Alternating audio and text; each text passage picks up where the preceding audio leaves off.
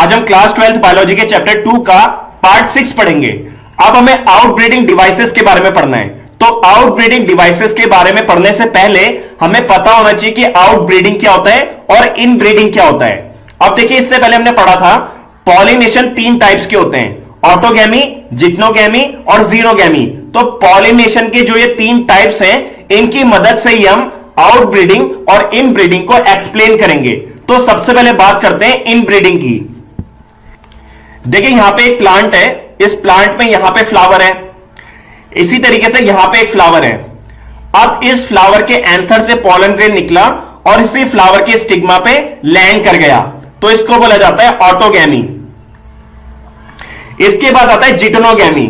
जिटोनोगैमी में क्या हुआ, इस फ्लावर के एंथर से पॉलन ग्रेन निकला और इसी प्लांट के दूसरे फ्लावर के स्टिग्मा पे लैंड कर गया, इसको बोला जाता है जिटोनोगैमी।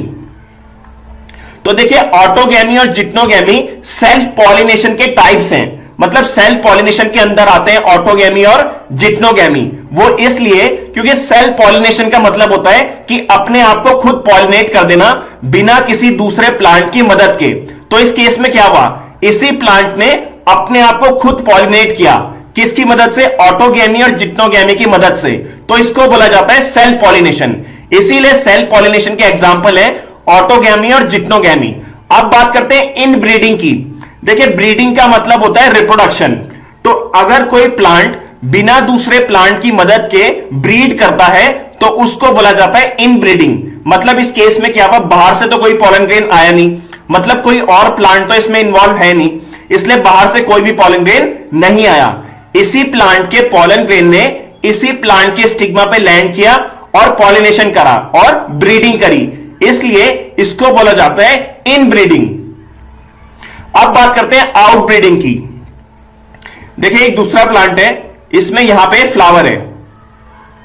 अब इस फ्लावर से, मतलब इस प्लांट के इस फ्लावर से पॉलन ग्रेन निकला और दूसरे प्लांट के स्टिग्मा पे लैंड कर गया, तो इस पॉलिनेशन के टाइप को बोलते हैं जीनोगैमी। अब देखिए, जो जीनोगैमी है वो क्रॉस पॉलिनेशन का टाइप है, क्योंकि इसमें क्या हुआ, जो ये वाला प्लांट है, इस प्लांट से पॉलन ग्रेन निकला और दूसरे प्लांट के स्टिग्मा पे लैंड किया, तो बाहर से एक पॉलन ग्रेन आया जिसने इस प्लांट को पॉलिनेट किया, इसलिए इसको बोला जाता है क्रॉस पॉलिनेशन। और जो क्रॉस पॉलिनेशन होता है वो आउटब्रीडिंग के अंदर आता है, क्योंकि इसमें जो ब्रीडिंग हुई है वो दूसरे प्लांट की मदद से हुई है, क्योंकि बाहर से किसी और प्लांट का पॉलन ग्रेन आया और वो इस प्लांट के स्टिग्मा पे लैंड किया, तो तब ब्रीडिंग हुई, तो इसलिए इसको बोला जाता है आउटब्रीडिंग। तो ऑटोगैमी और जिटोनोगैमी इनब्रीडिंग के अंदर आते हैं और जीनोगैमी आउटब्रीडिंग के अंदर आता है। अब बात करते हैं आउटब्रीडिंग डिवाइसेस क्या होते हैं। आउटब्रीडिंग डिवाइसेस ऐसे तरीके होते हैं जिससे प्लांट प्रमोट करता है आउटब्रीडिंग को, मतलब ज्यादा से ज्यादा आउटब्रीडिंग हो, इसलिए प्लांट्स आउटब्रीडिंग डिवाइसेस की मदद लेते हैं। Majority of flowering plants produce hermaphrodite flowers. अब देखिए, ज्यादातर जो फ्लावरिंग प्लांट्स होते हैं वो हर्माफ्रोडाइट फ्लावर को प्रोड्यूस करते हैं। हर्माफ्रोडाइट फ्लावर का मतलब है बाइसेक्सुअल फ्लावर, और बाइसेक्सुअल फ्लावर का मतलब है जिसमें मेल पार्ट भी हो और फीमेल पार्ट भी हो। And pollen grains are likely to come in contact with the stigma of the same flower. तो देखिए, कोई हर्माफ्रोडाइट फ्लावर है, मतलब बाइसेक्सुअल फ्लावर है, तो उसमें क्या होगा, एंथर से पॉलन ग्रेन निकलेंगे और ज्यादा चांसेस हैं कि वो पॉलन ग्रेन उसी फ्लावर के स्टिग्मा पे लैंड कर जाए, मतलब ऑटोगैमी हो जाए।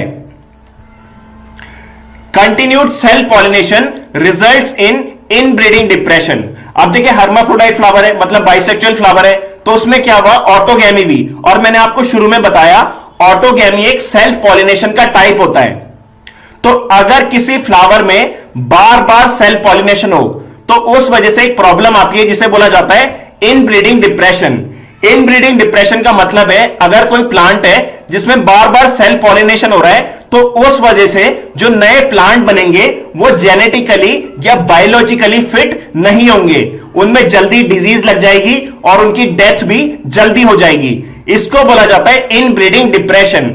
इसीलिए जो आउटब्रीडिंग डिवाइसेस होते हैं वो जरूरी होते हैं फ्लावर्स के लिए, ताकि फ्लावर्स में आउटब्रीडिंग हो। क्योंकि मैंने बताया, अगर बार बार सेल्फ पॉलिनेशन या इनब्रीडिंग होगी तो उससे इनब्रीडिंग डिप्रेशन होगा। तो फ्लावर्स इस इनब्रीडिंग डिप्रेशन को कम करने के लिए आउटब्रीडिंग को प्रमोट करते हैं। और आउटब्रीडिंग को कैसे प्रमोट करते हैं? By the use of outbreeding devices. Flowering plants have developed many devices to discourage self pollination and to encourage cross pollination। तो जो फ्लावरिंग प्लांट्स होते हैं उन्होंने कई सारे ऐसे डिवाइसेस या ऐसे मेथड्स को डेवलप कर रखा है जिससे वो सेल्फ पॉलिनेशन को डिस्करेज करते हैं। मतलब कम से कम सेल्फ पॉलिनेशन हो और ज्यादा से ज्यादा क्रॉस पॉलिनेशन हो। In some species pollen release and stigma receptivity are not synchronized. तो सबसे पहले बात करते हैं पॉलन रिलीज का क्या मतलब है। एंथर से जब पॉलन ग्रेन्स निकलते हैं उसे बोला जाता है पॉलन रिलीज। और स्टिग्मा रिसेप्टिविटी का मतलब होता है कि स्टिग्मा तैयार है पॉलन ग्रेन्स को लेने के लिए। और सिंक्रोनाइज्ड का मतलब होता है एक साथ। अब इस लाइन को समझते हैं। देखिए प्लांट्स की कुछ ऐसी स्पीसीज होती है जिसमें पॉलन रिलीज और स्टिग्मा रिसेप्टिविटी एक साथ नहीं होती है। मतलब अगर पॉलन रिलीज हो गए हैं तो उस टाइम पे स्टिग्मा रिसेप्टिव नहीं होगा, या अगर स्टिग्मा रिसेप्टिव है तो उस टाइम पे पॉलन ग्रेन रिलीज नहीं होंगे। मतलब पॉलन रिलीज और स्टिग्मा रिसेप्टिविटी एक साथ नहीं होगी। Either the pollen is released before the stigma become receptive. तो पहला केस क्या है कि पॉलन ग्रेन्स तो रिलीज हो गए पर उस टाइम पे स्टिग्मा रिसेप्टिव नहीं है, तो इस केस में सेल्फ पॉलिनेशन नहीं होगा, मतलब इनब्रीडिंग नहीं होगी। दूसरा केस क्या है? Stigma become receptive much before the release of pollen. तो दूसरे केस में क्या हुआ? स्टिग्मा तो रिसेप्टिव है पर उस टाइम पे पोलन ग्रेन्स रिलीज नहीं हुए, तो इस केस में भी सेल्फ पॉलिनेशन नहीं होगा, मतलब इनब्रीडिंग नहीं होगी। तो ये एक आउटब्रीडिंग डिवाइस है जिसकी मदद से जो प्लांट है वो क्रॉस पॉलिनेशन को प्रमोट कर रहा है, मतलब आउटब्रीडिंग को प्रमोट कर रहा है। In some other species, the anther and the stigma are placed at different positions so that the pollen cannot come in contact with the stigma of the same flower। अब देखिए plants की कुछ ऐसी species होती है जिसमें जो bisexual flower होता है उसमें जो एंथर और स्टिग्मा है उनकी पोजीशंस डिफरेंट होती है। मतलब उस बाइसेक्सुअल फ्लावर में जो एंथर और स्टिग्मा है वो एक दूसरे से काफी दूर होते हैं। इस वजह से एंथर से जो पोलन ग्रेन्स निकलते हैं वो उसी फ्लावर के स्टिग्मा तक नहीं पहुंच पाते हैं, तो इससे इनब्रीडिंग नहीं होगी और आउटब्रीडिंग होगी। तो ये भी एक आउटब्रीडिंग डिवाइस है जो आउटब्रीडिंग को प्रमोट कर रहा है। Both these devices prevent autogamy. तो अभी तक जो हमने आउटब्रीडिंग डिवाइसेस पढ़े, दो जो आउटब्रीडिंग डिवाइसेस पढ़े वो दोनों के दोनों ऑटोगैमी को प्रिवेंट करते हैं। मतलब इन दोनों डिवाइसेस की मदद से ऑटोगैमी प्लांट में नहीं होती है। The third device to prevent inbreeding is self incompatibility. तो जो थर्ड डिवाइस है जो इनब्रीडिंग को प्रिवेंट करता है, मतलब इनब्रीडिंग को रोकता है, उसका नाम है self incompatibility. This is a genetic mechanism. तो देखिए जो सेल्फ इनकम्पैटिबिलिटी है उसका मैकेनिज्म जेनेटिक्स में है। इस लाइन को हम आगे समझेंगे। And prevent self pollen from the same flower or other flower of the same plant from fertilizing the ovules by inhibiting pollen germination or pollen tube growth in the pistil। तो देखिए self incompatibility का मतलब है जो plant होता है वो अपने पोलन को अपने स्टिग्मा पे जर्मिनेट नहीं होने देता है। इसको समझते हैं। देखिए ये प्लांट है, इसमें यहां पे फ्लावर है, इसी तरीके से यहां पे एक फ्लावर है। अब पहले केस में क्या हुआ? इस फ्लावर से पॉलन ग्रेन निकला और इसी फ्लावर के स्टिग्मा पे लैंड कर गया, तो इसको क्या बोला जाता है? ऑटोगैमी।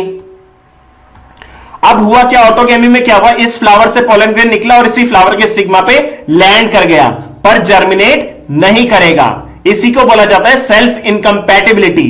मतलब प्लांट अपने पॉलन ग्रेन को अपने स्टिग्मा पे जर्मिनेट नहीं होने देता है। अब इसके बाद क्या आता है? जिटेनोगैमी।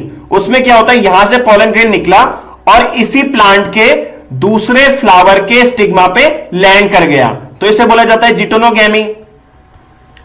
अब जिटेनोगैमी में हुआ क्या? यहां से इस फ्लावर से पॉलन ग्रेन निकला और इस फ्लावर के स्टिग्मा पे लैंड कर गया पर यहां पे भी जर्मिनेशन नहीं होगा, तो इसी को बोला जाता है सेल्फ इनकम्पैटिबिलिटी। मतलब जो प्लांट होता है वो अपने पॉलन ग्रेन को अपने स्टिग्मा पे जर्मिनेट नहीं होने देता है। तो ये एक तरीका है आउटब्रीडिंग डिवाइसेस का। तो जो आउटब्रीडिंग डिवाइसेस है जिसका नाम है सेल्फ इनकम्पैटिबिलिटी, वो प्रमोट करता है आउटब्रीडिंग को। अब मैंने यहां पे बताया था कि जेनेटिक मैकेनिज्म पे काम करता है। जेनेटिक मैकेनिज्म पे कैसे काम करता है, देखिए ये जो प्लांट है, इसको मैं फिर से बताता हूं। ये जो प्लांट है, इस प्लांट में जो फ्लावर है और इस फ्लावर के अंदर जो एंथर है, उस एंथर में जो डीएनए होगा, साथ ही यहां पे जो फ्लावर है, उस फ्लावर में जो स्टिग्मा होता है, उस स्टिग्मा में जो डीएनए होगा वो क्या होगा, सेम होगा। तो यहां पे जो स्टिग्मा है वो पॉलन के डीएनए को चेक करेगा, और जब वो चेक करेगा कि सेम डीएनए है तो वो क्या कर देगा, जर्मिनेट करने से रोक देगा पॉलन को। तो इसी तरीके से जो सेल्फ इनकम्पैटिबिलिटी है वो जेनेटिक मैकेनिज्म पे काम करती है। Another device to prevent self pollination is the production of unisexual flower. तो अगला जो डिवाइस है जो सेल्फ पॉलिनेशन को प्रिवेंट करता है, मतलब रोकता है, वो है प्रोडक्शन ऑफ यूनिसेक्सुअल फ्लावर। अगर किसी प्लांट में यूनिसेक्सुअल फ्लावर बन रहा है तो सीधी सी बात है उसमें आउटब्रीडिंग ही होगी, मतलब उसमें क्रॉस पॉलिनेशन ही होगा। If both male and female flowers are present on the same plant such as castor and maize monoecious, it prevent autogamy but not geitonogamy. अब देखिए यहां पे वो एक पॉइंट बोल रहा है कि जो कैस्टर और मेज होते हैं वो मोनोशियस प्लांट होते हैं। मोनोशियस प्लांट का मतलब है कि उन प्लांट्स में मेल फ्लावर भी होगा और फीमेल फ्लावर भी होगा। तो ऐसे प्लांट्स में ऑटोगैमी नहीं होती है पर जिटोनोगैमी होती है। चलिए इसको समझते हैं। ये एक प्लांट है जो मेज का प्लांट है। अब इसमें ये जो फ्लावर है ये मेल फ्लावर है और ये फ्लावर फीमेल फ्लावर है। अब ऑटोगैमी में क्या होता है कि इस फ्लावर से पोलन ग्रेन निकले और इसी फ्लावर के स्टिग्मा पे लैंड कर गए, पर ये क्या है, मेल फ्लावर। तो इसमें सिर्फ क्या होगा, एंथर होगा, इसमें स्टिग्मा नहीं होगा। तो अगर इसमें स्टिग्मा है ही नहीं तो यहां से पोलन ग्रेन निकले तो यहां पे लैंड कहां करेंगे, क्योंकि यहां पे स्टिग्मा ही नहीं है तो वो उसी फ्लावर में लैंड नहीं करेंगे। तो यहां पे ऑटोगैमी नहीं हुई। अब जिटोनोगैमी कैसे हुई, ये जो मेल फ्लावर है यहां से पोलन ग्रेन निकले और फीमेल फ्लावर के स्टिग्मा पे लैंड कर गए, तो इसी को तो बोला जाता है geitonogamy. In several species such as papaya, male and female flowers are present on different plants, that is each plant is either male और female dioecy. This condition prevents both autogamy and geitonogamy. तो अगर हम example ले papaya का, तो papaya में male plant अलग होता है और फीमेल प्लांट अलग होता है। जो मेल प्लांट होता है उसमें मेल फ्लावर मिलेगा और जो फीमेल प्लांट होता है उसमें फीमेल फ्लावर मिलेगा। तो इस कंडीशन में ना तो ऑटोगैमी होती है और ना ही जिटोनोगैमी होती है। चलिए इसको समझते हैं। देखिए ये पपाया का मेल प्लांट है तो इसमें मेल फ्लावर होगा। ये पपाया का फीमेल प्लांट है तो इसमें फीमेल फ्लावर होगा। अब इस केस में क्या हुआ, यहां से पोलन ग्रेन निकले और दूसरे प्लांट के, मतलब फीमेल प्लांट के फीमेल फ्लावर के स्टिग्मा पे लैंड कर गए, इसी को बोला जाता है जीनोगैमी। तो इस केस में ना तो ऑटोगैमी होगी ना तो जिटोनोगैमी होगी, इस केस में जीनोगैमी होगी। और जो जीनोगैमी होती है वो क्रॉस पॉलिनेशन का टाइप होता है। क्रॉस पॉलिनेशन मतलब इसमें आउटब्रीडिंग होगी। तो ये जो तरीका है ये आउटब्रीडिंग को प्रमोट कर रहा है। अब बात करते हैं पॉलन पिस्टल इंटरैक्शन की। Pollination does not guarantee the transfer of the right type of pollen, compatible pollen of the same species as the stigma. अब देखिए पॉलिनेशन ऐसी कोई गारंटी नहीं देता है कि वो हमेशा राइट टाइप का पॉलन लेके आएगा, क्योंकि हवा में डिफरेंट टाइप्स के पॉलन ग्रेन्स हैं। तो ऐसा जरूरी नहीं है कि हमेशा राइट टाइप का पॉलन आए। अब राइट टाइप का पॉलन क्या होता है, इसको एक एग्जांपल से समझते हैं। जैसे पपीते का पेड़ है, पपीते का पेड़ जो होता है वो डायोशियस होता है, मतलब मेल प्लांट अलग होता है और फीमेल प्लांट अलग होता है। तो पपीते का जो फीमेल प्लांट है उसमें फीमेल फ्लावर होगा और उसमें स्टिग्मा होगा। तो अगर उस स्टिग्मा के ऊपर पपीते का ही पॉलन आता है तो वो राइट टाइप का पॉलन है, पर अगर उस स्टिग्मा के ऊपर केले का पॉलन आता है तो वो रॉन्ग टाइप का पॉलन है। Often pollen of the wrong type either from the other species or from the same plant if it is self incompatible also land on the stigma. अब देखिए कभी कभी क्या होता है, रॉन्ग टाइप का पॉलन मतलब दूसरी स्पीसीज का पॉलन दूसरी स्पीसीज के स्टिग्मा पे लैंड कर जाता है, या जो सेम प्लांट है, एक प्लांट है, उस प्लांट से पॉलन ग्रेन निकला और उसी प्लांट के स्टिग्मा पे लैंड कर गया, पर उस प्लांट में क्या है, सेल्फ इनकम्पैटिबिलिटी। ये हमने ऊपर पढ़ा था। सेल्फ इनकम्पैटिबिलिटी में क्या होता है, जो प्लांट होता है वो अपने ही पॉलन ग्रेन को अपने स्टिग्मा पे जर्मिनेट नहीं करने देता है। तो अगर ऐसा हो जाए, मतलब दूसरी स्पीसीज का पॉलन ग्रेन आके दूसरी स्पीसीज के स्टिग्मा पे लैंड कर जाए, तो क्या होगा, the pistil has the ability to recognise the pollen whether it is of right type compatible और ऑफ रॉन्ग टाइप इनकम्पैटिबल। अब देखिए जो पिस्टल होता है उसमें एक प्रॉपर्टी होती है कि वो पॉलन को रिकॉग्नाइज करता है, पहचानता है कि वो राइट टाइप का है मतलब कंपैटिबल है, या रॉन्ग टाइप का है मतलब इनकम्पैटिबल है। If it is of right type the pistol accepts the pollen.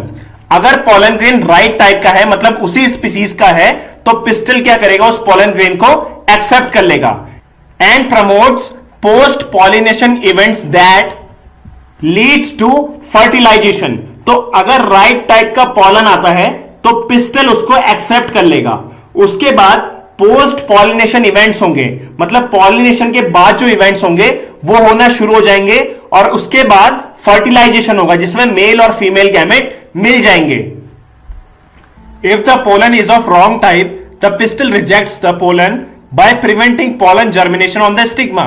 तो देखिए अगर स्टिग्मा के ऊपर रॉन्ग टाइप का पॉलन आ जाता है, मतलब दूसरी स्पीसीज का पॉलन आ जाता है, तो पिस्टल क्या करता है, उसको रिजेक्ट कर देता है, और इस वजह से पॉलन स्टिग्मा के ऊपर जर्मिनेट नहीं कर पाता है। और the pollen tube growth in the style, और इस वजह से जो पॉलन ट्यूब है वो स्टाइल में ग्रो नहीं कर पाएगी। देखिए जैसे ये स्टिग्मा है, ये स्टिग्मा, ये स्टाइल, ये ओवरी। अब इसके ऊपर पॉलन ग्रेन आया। अब अगर पॉलन ग्रेन रॉन्ग टाइप का है तो क्या होगा, इससे पॉलन ट्यूब नहीं बनेगी और जो पिस्टल है वो पॉलन को रिजेक्ट कर देगा। The ability of the pistil to recognise the pollen followed by its acceptance और rejection is the result of a continuous dialogue between pollen grains and the pistil. अब देखिए पिस्टल क्या करता है, पॉलन ग्रेन को recognise करता है, recognise करने के बाद अगर वो राइट टाइप का है तो उसको एक्सेप्ट कर लेता है, अगर रॉन्ग टाइप का है तो उसको रिजेक्ट कर लेता है।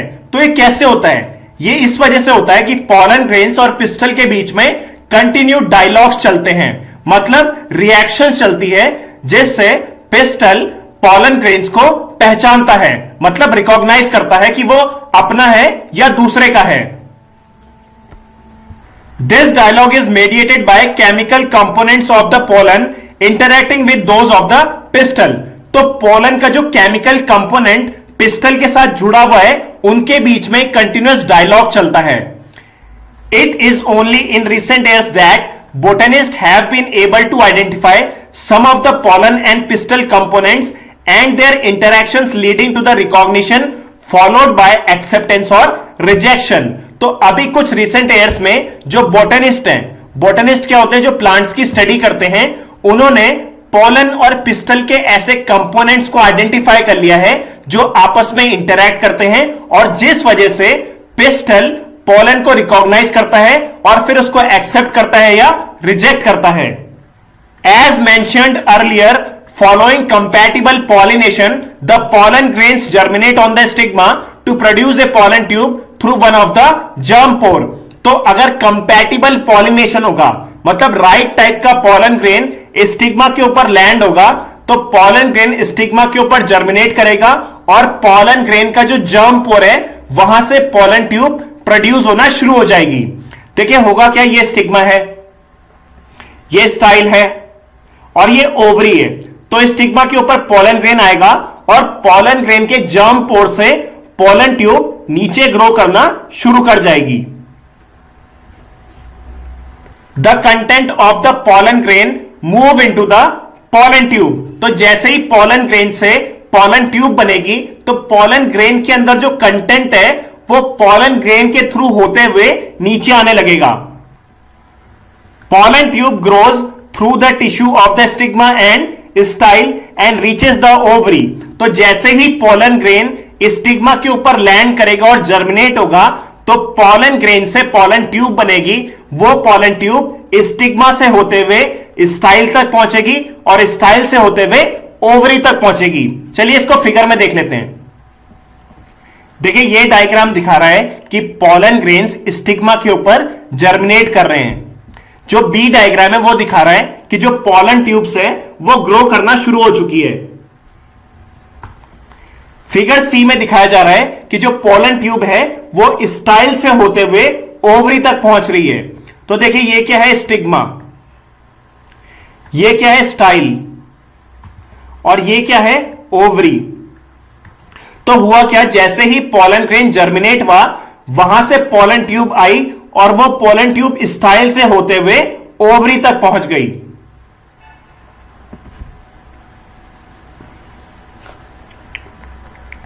You would recall that in some plants, pollen grains are shared at two-celled condition, a vegetative cell and a generative cell.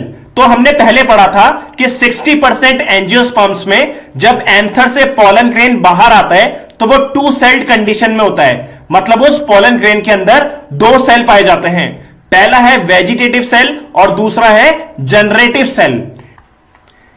In such plants, the generative cell divides and form the two male gametes during the growth of pollen tube in the stigma. तो देखिए in plants में क्या होता है, कौन से plants, ऐसे plants जिनमें एंथर से जब पॉलन ग्रेन निकलता है तो वो दो सेल्ड कंडीशन में होता है। मतलब एक वेजिटेटिव सेल और एक जनरेटिव सेल उन पॉलन ग्रेन्स के अंदर होता है। तो जब ये पॉलन ग्रेन्स स्टिग्मा के ऊपर लैंड करते हैं और जर्मिनेट होते हैं और इन पॉलन ग्रेन से जब पॉलन ट्यूब बनने लगती है, उस टाइम पे इन पॉलन ग्रेन्स के अंदर जो जनरेटिव सेल है वो डिवाइड करके टू मेल गैमेट्स बना देते हैं। In plants which shed pollen in the three-celled condition, pollen tubes carry the two male gametes from the beginning. अब कुछ ऐसे भी प्लांट्स होते हैं जिनके एंथर से जब पॉलन ग्रेन्स निकलते हैं तो वो थ्री सेल्ड कंडीशन में होते हैं। मतलब उन पॉलन ग्रेन्स में तीन सेल्स पाए जाते हैं। वो तीन सेल्स कौन कौन से हैं, पहला है वेजिटेटिव सेल और दो है मेल गैमेट। तो इनमें क्या हुआ, पहले से ही जनरेटिव सेल डिवाइड करके दो मेल गैमेट बना देता है। तो जब पॉलन ग्रेन्स एंथर से निकलते हैं तो वो थ्री सेल्ड कंडीशन में होते हैं। अब इनमें क्या होता है, शुरू में ही जो पॉलन ट्यूब है वो दो मेल गैमेट को कैरी करती है। Pollen tube after reaching the ovary enters the ovule through the micropyle and then enter one of the synergids through the filiform apparatus. तो देखिए पॉलन ट्यूब जैसे ही ओवरी तक पहुंचती है तो ओवरी के अंदर क्या है, ओव्यूल। तो ओव्यूल के अंदर पॉलन ट्यूब चले जाती है। अब वो किसके थ्रू होते हुए जाती है, माइक्रोपाइल के थ्रू होते हुए। माइक्रोपाइल क्या होता है, एक छेद होता है जो ओव्यूल में होता है। तो उस छेद से होते हुए पॉलन ट्यूब ओव्यूल के अंदर चली जाती है। अब ओव्यूल के अंदर दो सिनर्जिड सेल्स होते हैं और उन सिनर्जिड सेल्स पे फिलिफॉर्म एपरेटस होता है। तो फिलिफॉर्म एपरेटस के थ्रू होते हुए जो पॉलन ट्यूब है वो सिनर्जिड्स तक चली जाती है। अब अगर हम फिगर में देखेंगे तो हमें एक क्लियर हो जाएगा। देखिए ओवरी के अंदर होता है ओव्यूल, ओव्यूल के अंदर होता है एम्ब्रियो सैक। तो जो पॉलन ट्यूब है वो पहले ओवरी में जाएगी, फिर ओव्यूल में जाएगी, फिर एम्ब्रियो सैक में जाएगी। फिगर डी में दिखाया गया है कि जो पॉलन ट्यूब है वो एम्ब्रियो सैक के अंदर एंटर कर रही है। ये है पॉलन ट्यूब। इस पॉलन ट्यूब में दो मेल गैमेट हैं। अब यहां पे फिलिफॉर्म एपरेटस है। फिलिफॉर्म एपरेटस का काम होता है कि वो गाइडेंस देता है पॉलन ट्यूब को कि कहां जाना है। तो फिलिफॉर्म एपरेटस के थ्रू होते हुए जो पॉलन ट्यूब है वो सिनर्जिड्स तक जाती है। फिगर ई में देखिए जो पॉलन ट्यूब है उसने दो मेल गैमेट्स को एम्ब्रियो सैक के अंदर रिलीज कर दिया है। अब यहां पे फर्टिलाइजेशन होगा, मतलब मेल और फीमेल गैमेट्स मिलेंगे। Many recent studies have show that filiform apparatus present at the micropyle part of the synergids guides the entry of the pollen tube. तो रीसेंट स्टडीज से यह पता चला है कि जो फिलीफॉर्म एपरेटस होता है वो पोलन ट्यूब को गाइडेंस देता है कि पोलन ट्यूब को एम्ब्रियो सैक के अंदर कहां जाना है। All these events from pollen deposition on the stigma until pollen tubes enter the ovule are together referred to as pollen pistil interaction। तो pollen pistil interaction के अंदर कौन कौन से इवेंट्स आते हैं? pollen pistil interaction के अंदर जो पहला इवेंट आता है वो ये होता है कि pollen grain जब स्टिग्मा के ऊपर लैंड करता है और जर्मिनेट करता है, वहां से लेके जब pollen tubes ओव्यूल के अंदर एंटर कर जाती है, तो इस भी जितना भी इवेंट होता है वो सारा का सारा pollen pistil इंटरैक्शन के अंदर आता है। As pointed out earlier, pollen pistil interaction is a dynamic process involving pollen recognition followed by promotion or inhibition of the pollen। तो देखिए जैसा हमने पहले पढ़ा, pollen pistil इंटरैक्शन में क्या होता है, सबसे पहले पिस्टल pollen को रिकॉग्नाइज करता है। अगर pollen राइट टाइप का है तो उसको प्रमोट करता है, अगर रॉन्ग टाइप का है तो उसको इनहिबिट करता है। The knowledge gained in this area would help the plant breeders in manipulating pollen pistil interaction even in incompatible pollination to get desired hybrid. तो अगर प्लांट ब्रीडर्स को इस फील्ड में, इस एरिया में, किस एरिया में, पॉलन पिस्टल इंटरैक्शन के एरिया में अगर अच्छी खासी नॉलेज हो तो वो क्या कर सकते हैं, इनकम्पैटिबल पॉलिनेशन में भी पॉलिनेशन करा सकते हैं और डिजायर्ड हाइब्रिड को प्रोड्यूस कर सकते हैं।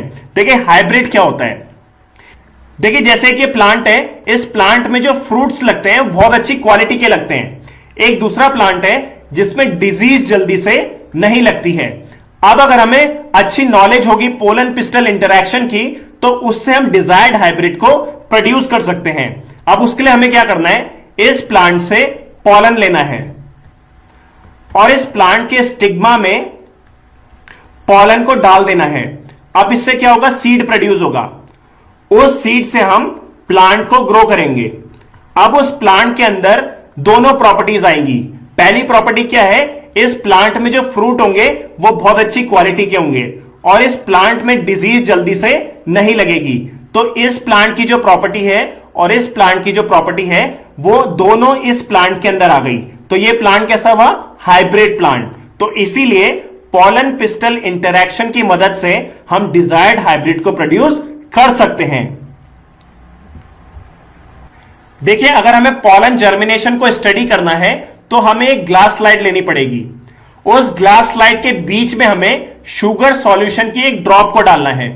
फिर इन प्लांट्स के फ्लावर से पॉलन ग्रेन को निकालना है और उसको इस ड्रॉप में डाल देना है।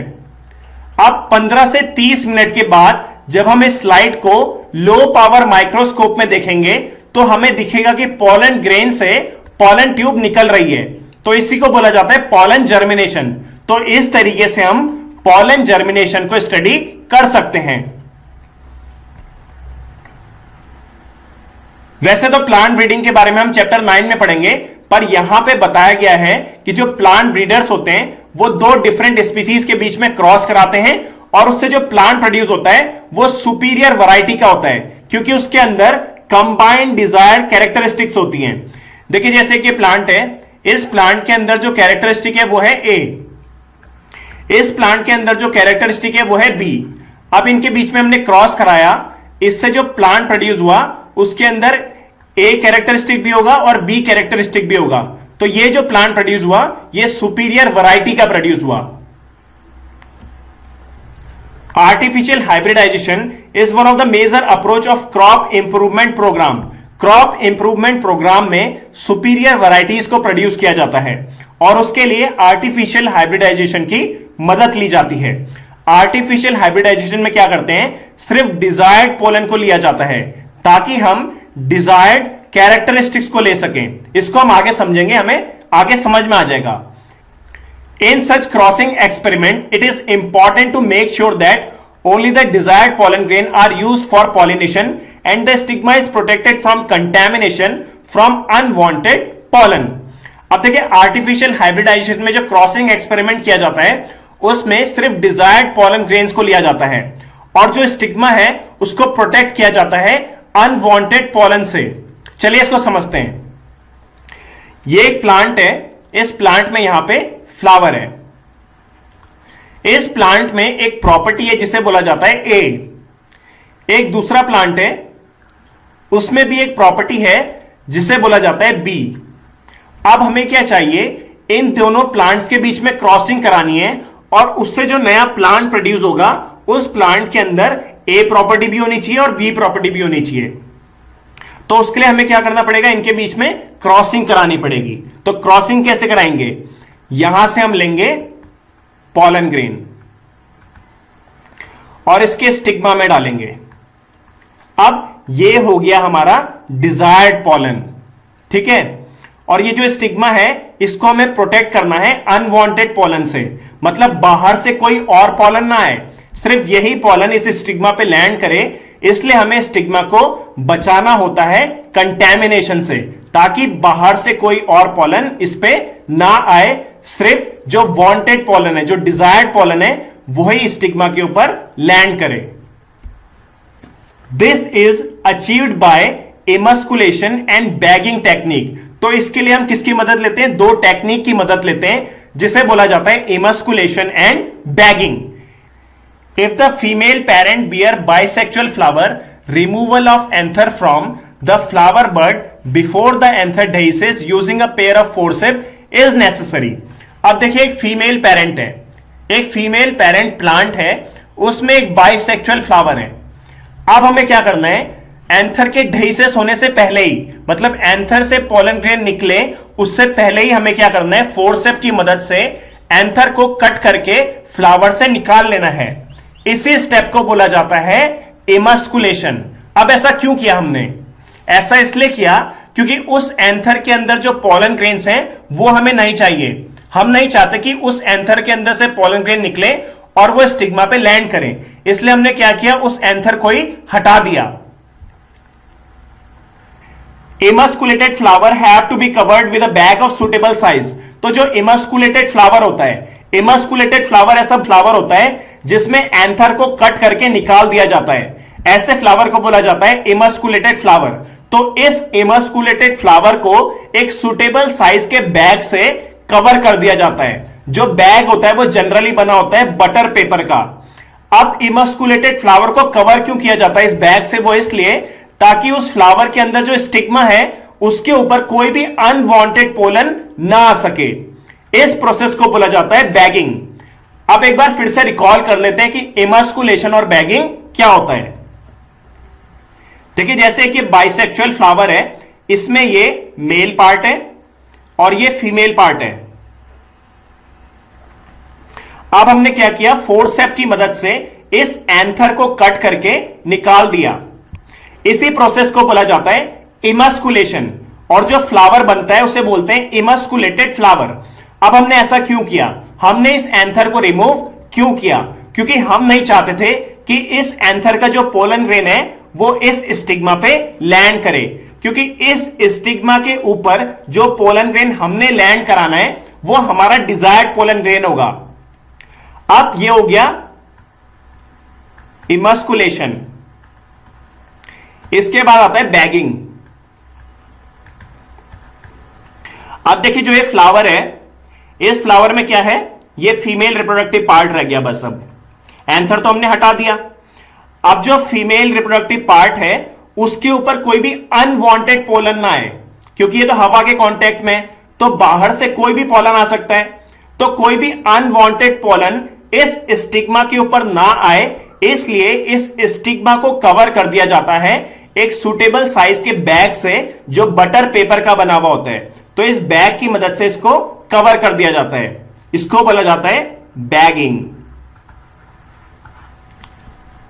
When the stigma of bag flower attain receptivity, अब देखिए, जो ये बैग फ्लावर है इसका जो स्टिग्मा जब रिसेप्टिव हो जाएगा, मतलब तैयार हो जाएगा पोलन ग्रेन्स को लेने के लिए, तो हम क्या करेंगे, इस बैग को हटाएंगे और जो पोलन ग्रेन हमने मेल पेरेंट से कलेक्ट करे हैं उसको इस स्टिग्मा के ऊपर डाल देंगे, फिर दोबारा रीबैग कर देंगे, मतलब वो बैग को दोबारा हम लगा देंगे और इंतजार करेंगे फ्रूट के डेवलप्ड होने का। If the female parent produce unisexual flower, there is no need for emasculation. अगर फीमेल पेरेंट में यूनिसेक्सुअल फ्लावर प्रोड्यूस हो रहा है तो वहां पे इमस्कुलेशन की कोई भी जरूरत नहीं है। वो इसलिए क्योंकि इस यूनिसेक्सुअल फ्लावर में एंथर प्रेजेंट नहीं होगा, और इमस्कुलेशन में क्या करते हैं, एंथर को ही कट करके रिमूव करते हैं। तो जब यहां पे एंथर है ही नहीं तो इमस्कुलेशन की कोई भी जरूरत यहां पे नहीं है। The female flower buds are bagged before the flower opens. तो जो फीमेल फ्लावर बर्ड होती है उससे फ्लावर बनने से पहले ही उस बर्ड को बैग्ड कर दिया जाता है। वो इसलिए ताकि कोई भी अनवांटेड पोलन ग्रेन ना आ सके। When the stigma become receptive, pollination is carried out using the desired pollen and the flower rebagged। तो देखिए जैसे ही स्टिग्मा रिसेप्टिव हो जाता है, रिसेप्टिव का मतलब जैसे ही स्टिग्मा तैयार हो जाता है पोलन ग्रेन को लेने के लिए, तो पॉलिनेशन को कैरिड आउट किया जाता है। मतलब पॉलन ग्रेन्स को, डिजायर्ड पॉलन ग्रेन्स को स्टिग्मा के ऊपर डाला जाता है और फिर फ्लावर को रिबैग कर दिया जाता है।